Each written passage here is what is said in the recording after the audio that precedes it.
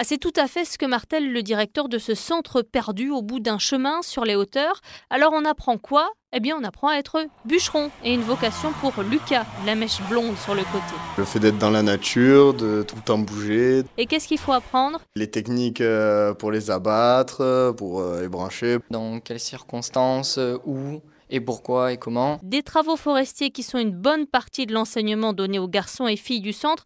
Ah, pour filles, vous pouvez enlever le S d'ailleurs et garder juste 3 lettres, loup. Les garçons ont plus de facilité à le faire et moi, il y a un peu moins de force qu'eux. Je m'en sors et ça va.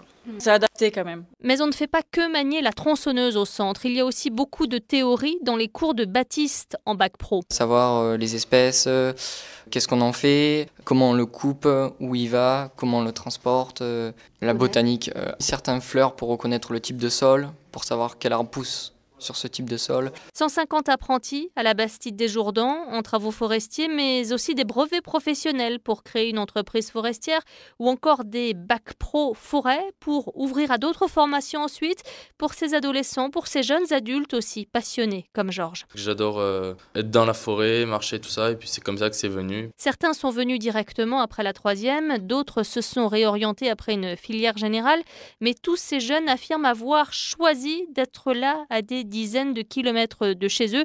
Oui, c'est un peu isolé au milieu de la forêt quand même. On n'a pas de ville à côté, on peut pas sortir, on est un peu coupé du reste du monde. La première ville, c'est Pertuis, tout le monde s'entend bien. Même le soir à l'internat, il y a une sorte de comptoir pour que tout le monde se rejoigne, on discute. Mais l'internat a visiblement ses avantages. En cours, on parle moins parce qu'on a moins de trucs à se dire vu qu'on est tout le temps ensemble.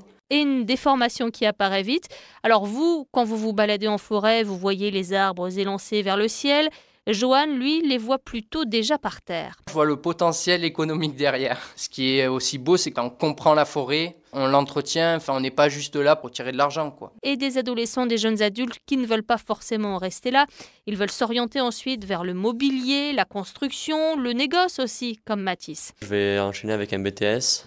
Et après, continuer peut-être encore les études, mais déjà un BTS technico-commercial dans la filière bois. J'aurai plein de portes qui vont s'ouvrir à moi et des métiers qui peuvent me faire voyager, négocier le bois à l'étranger, des choses de ce type-là. Mais Mathis pourra toujours revenir car le centre forestier propose aussi de la formation aux salariés et aux chefs d'entreprise.